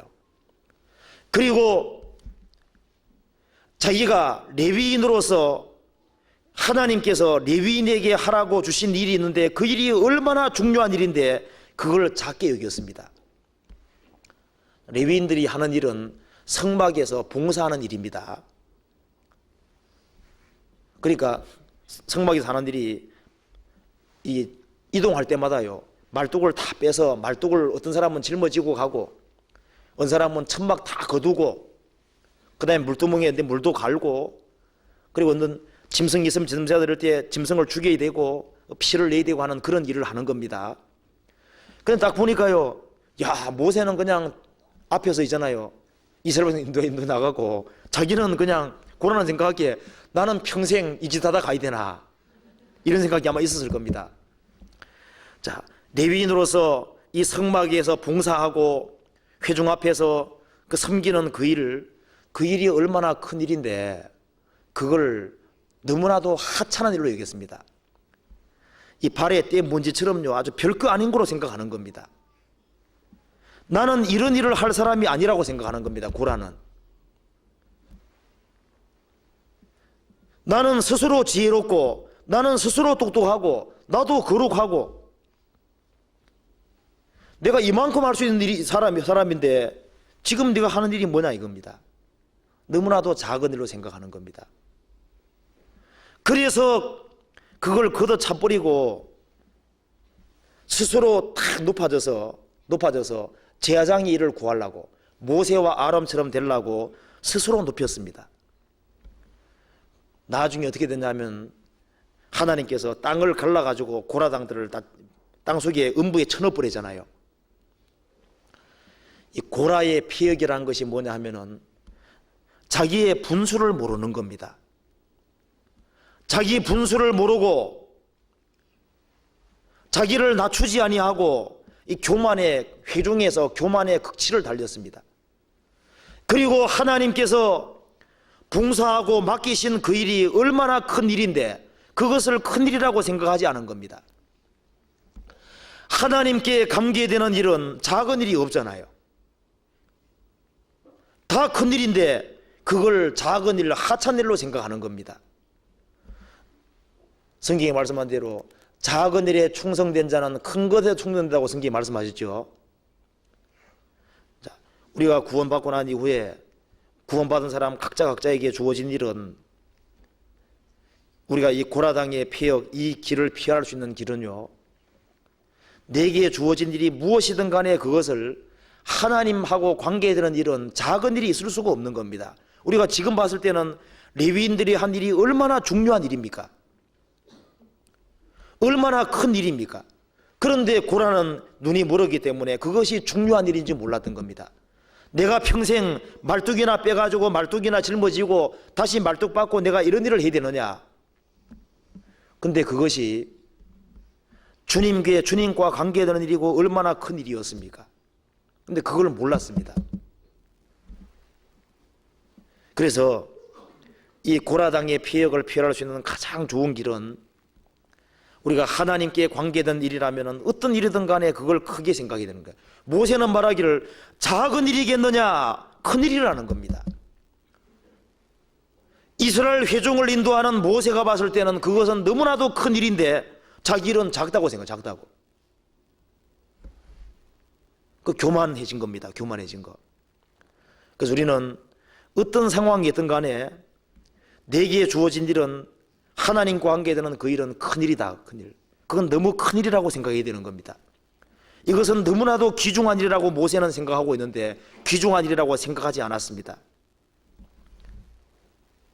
그리고 이 교만의 극치를 달렸습니다. 그래서 혹 예언이면 믿음의 분수대로, 믿음의 이상도 말고 이하도 말고, 그래서 자기 분수를 딱 지킨다고 하는 것이 필요할 것 같아요. 시편 131편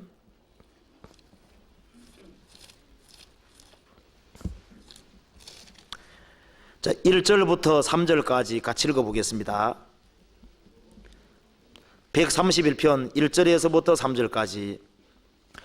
여호와여, 내 마음이 교만치 아니하고 내 눈이 높지 아니하오며 내가 큰 일과 미치지 못할 기이한 일을 힘쓰지 아니하나이다. 실로 내가 내 심령으로 고요하고 평온케 하기를 젖된 나이가 그 어미 품에 있음 같게 하였나니 내 중심이 젖된 아이와 같도다. 이스라엘아, 지금부터 영원까지 여호와를 바랄지어다. 이게 다윗의 마음인데요. 여호와여, 내 마음에 누가 지어야 돼요? 여호와여, 아이고 말이 안 되네.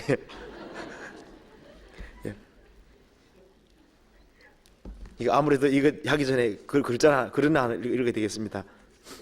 이 말이 안 돼가지고 이게 제가 이 이야기를 하나 읽어드리겠습니다. 이거 이게 무디의 외투자락이라는 얘기인데요. 제가 책에서 보고 한번 읽어보겠습니다. 방건데 대부흥사 무디의 일화이다. 한 교회에서 부흥회가 열렸는데 초만원이어서 16세 미만의 아이들은 들어오지 못하게 하였다. 12살쯤 된 한 소년이 거절을 당하여 문가에 앉아 울고 있었다. 이때 마차로 무디 선생이 도착하였다. 무디는 우연히 이 소년을 발견하였다. 너 왜 우니? 집을 잃었니? 아니면 배가 고프니? 야이고 헌 누더기를 걸친 소년이 대답하였다. 무디 선생님의 말씀이 듣고 싶은데 아이들은 못 들어가게 해요. 무디가 무쇠를 지으며 말했다. 내가 들어갈 수 있는 방법을 가르쳐주지. 나의 외투 뒷자락을 꼭 붙잡고 따라와. 소년은 무디의 외투 자락을 잡고 따라갔다. 놀란 것은 성전의 입구를 무사히 통과했을 뿐 아니라 모든 사람이 내려다 보이는 강단 위까지 올라간 것이다. 어리둥절한 소년에게 무디가 말했다. 저 큰 의자에 앉아 있어도 좋다. 여기에는 내 옷자락만 붙잡아도 들어올 수 있었지만 하나님의 나라에는 예수님의 십자가를 붙잡고 있지 않으면 못 들어간다는 것을 잊지 말아라. 15년 그 후 15년이 지났을 때 이 시골 교회에 새로 부임해 온 목사가 위의 이야기를 하며 자기를 소개하였다. 그때의 가난한 소년이 바로 접니다. 제가 바로 이 교회의 담임 목사가 되리라고는 정말 생각지도 못했습니다. 우리는 하나님께로 인도할 그리스도의 십자가를 단단히 붙잡고 있는, 이게 중요하다는 걸 얘기하는데, 이제 10편 31편 141편 여기에 여호와여 내 마음이 교만치 아니하오며 내 눈이 높지 아니하오며, 이걸 봐서는 그 다윗이 마음에 정말 교만이라는 것이 없고 내 눈이 높지 아니하오며 내가 큰 일과 미치지 못할 기이한 일을 힘쓰지 아니하나이다. 실로 내가 내 심령으로 고요하고 평온케 하기를 젖된 나이가 금이 품에 있음같게 하였나니 내 중심이 젖된 나이와 같도다. 이걸 봐서는 이 다윗은 정말 하나님 앞에서 자기가 해야 될 일이 뭔지를 발견하고 큰 일을 힘쓰는 것도 아니고 자기가 해야 될 부분을 정확히 알고 정말 심령으로 고요한 마음으로 마음을 낮추고 자기 할 일만 쭉 하면은 그건 평강이 깨질 일도 없고 아무 문제가 생길 수가 없는 겁니다. 그런데 이 고라의 마음은 시편 131편의 마음하고 너무 틀렸습니다. 내 마음이 교만치 않으면 마음이 교만했습니다. 눈이 너무나도 높았습니다. 큰 일과 미치지 못할 기이한 일을 힘썼습니다. 그 마음속에는 평강이 없었을 겁니다. 그래서 우리가 오늘 살펴본 대로 여기에 이 유다서 1장에는 우리가 어떤 길을 걸어야 되는지가 정확히 나와 있는 겁니다. 우리의 구원이라고 하는 것은 우리가 구원을 실제로 얻은 것을 경험했기 때문에 이 얻은 구원이란 말이 맞다는 걸 확실하게 압니다. 우리가 간증해보면 다 동일하다는 걸 압니다. 과거에부터 구원받은 사람들을 간증하고 우리가 구원받은 거하고 정확히 일치합니다. 정말 일반으로 얻은 구원이라는 걸 알 수가 있습니다. 주님이 모든 것을 완성했기 때문에 단번에 주신 믿음의 도가 틀림없다는 걸 알 수 있습니다. 우리는 단번에 주신 믿음의 도, 그 도를 단번에 받았습니다. 우리가 좁은 문을 통과하고 그 다음에 좁은 길을 걸어가는데 정말 그 길은 하나님께서 정해놓은 길이고 그 길은 옛날부터 수없이 많은 믿음의 성도들이 걸어갔던 바로 그 길입니다. 그리고 하나님이 다 닦아놓은 길이고 주님이 걸어가셨고 모든 성도들이 걸어간 그 길이기 때문에 그 길은 사실은 쉬운 길이라고 할 수 있습니다. 자, 그 쉬운 길을 왜 못 걸어가느냐? 문제는 마음에 우상이라고 하는 게 있는 거예요. 우상. 이 유다서에 나와 있는 이 세 사람은 하나같이 마음에 우상들이 있는 사람입니다. 이 가인이라고 하는 사람은 사실 세상적인 사람입니다. 이 하나님에 대한 확실한 신앙이 없습니다. 그리고 여기 나와 있는 발람은 마음에 돈에 대한 사랑이 있습니다. 고라는 명예에 대한 사랑이 있는 겁니다. 마음속에 하나님보다 더 중요한 것을 가지고 있었습니다. 그러기 때문에 곁길로 걸어가게 된 겁니다. 그래서 우리가 오늘 살펴본 대로 내가 혹시나 가인의 길에 서 있는 것이 아닌지, 구원받은 사람은 가인의 길 중에서 크게 세 가지는 피할 수 있을 겁니다. 구원을 받은 사람이 구원받은 사람을 핍박할 리는 없잖아요. 근데 구원받은 사람이 가인이 성에 안주하고 거기에서 안전을 추구하고 안식을 추구한 것처럼 구원받은 사람이 눈에 보이는 것을 더 기대고 의지하는 것이 아닌지, 정말 하나님 한 분을 의지하고 하나님이 있으면 참으로 안전을 느끼고 하나님이 나를 돕는 분으로 계시다, 그런 신앙이 아니고, 혹은 돈이 있기 때문에 혹은 육신적으로 안전하기 때문에 그것으로 안전 느낀다면은 잘못하면은 가인의 길에 들어갈 수도 있는 겁니다. 신앙적으로. 물론 지옥 간다는 말이 아니고요, 하나님 볼 때 합당하지 않을 수 있다는 겁니다. 그리고 신앙의 동기가 정말 예수님이 나를 사랑하셨다는 그 사실 하나가 동기가 되어서 교회를 나오고 봉사하지 아니하면은 그 사람은 잘못하면은 이 발람의 어그러진 길에 있을 수도 있는 겁니다. 그리고 까닭 잘못하면은 고라의 폐역처럼요, 내게 맡겨진 이 일을 아주 하찮은 것으로 여기고, 나는 똑똑하고 지혜로운데 내가 이런 일을 하고 있어야 되냐, 그래 생각하는 건 완전히 잘못 생각하는 겁니다. 마음이 너무 높아진 겁니다. 자, 그래서 이 가인의 길이라든가 발람의 어그러진 길, 고라의 폐역이 있는 사람들은 불평이 있고 불망이 있고 원망이 있는 겁니다. 하나 넘겨보시죠. 유다서 1장 16절에 이 사람들은 원망하는 자며 불만을 토하는 자며 그 정욕도로 행하는 자라.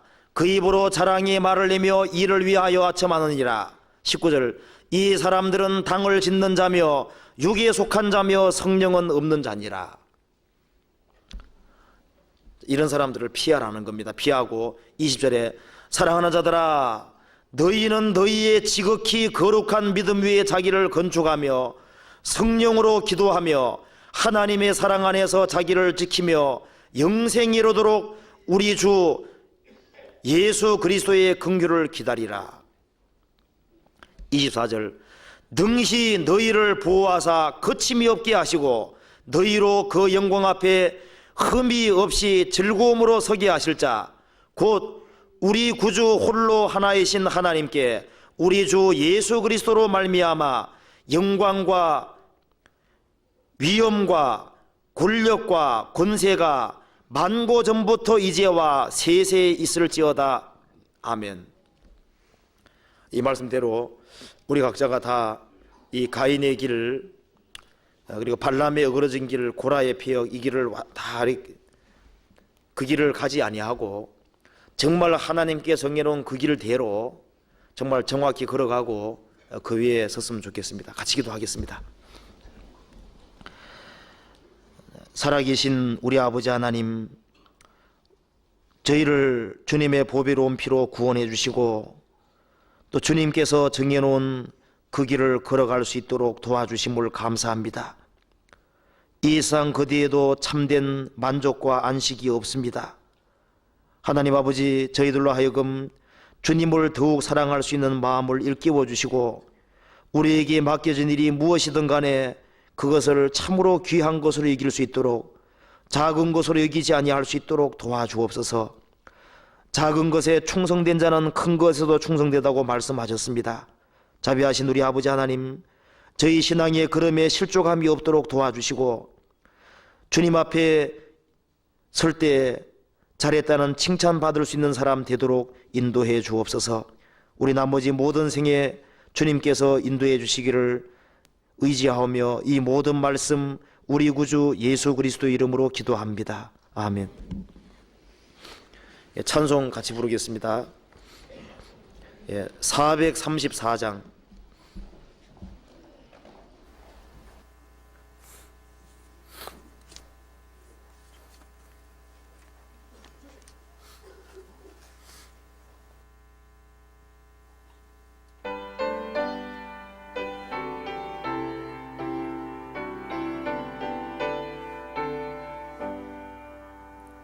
나의 갈 길 다가도록 예수 인도하시니 내 주 안에 있는 긍휼 어찌 의심하리요. 믿음으로 나는 하늘 길어 받겠네. 무슨 일을 만나든지 만사형통하리라. 무슨 일을 만나든지 만사형통하리라. 나의 갈 길 다가도록 예수 인도하시니 어려운 일 당한 때도 족한 은혜 주시네. 나는 심히 고단하고 영혼 매우 강하나 나의 호패 반석에서 샘물 나게 하시네. 나의 호패 반석에서 샘물 나게 하시네. 나의 갈 길 다가도록 예수 인도하시니 그의 사랑 어찌 큰지 말로 할 수 없도다. 성령 감화 받은 영혼 하늘 나라 갈 때에 영영 부를 나의 찬송 예수 인도하셨네. 영영 부를 나의 찬송 예수 인도하셨네.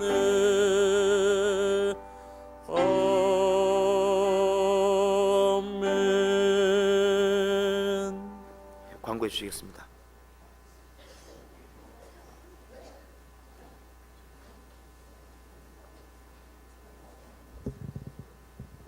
안양교구 관악교구의 구역장님께서는 말씀 후에 전도인실에 잠깐 들려주시기 바랍니다. 동계 수련의 숙소 문제로 상의할 내용이 있습니다.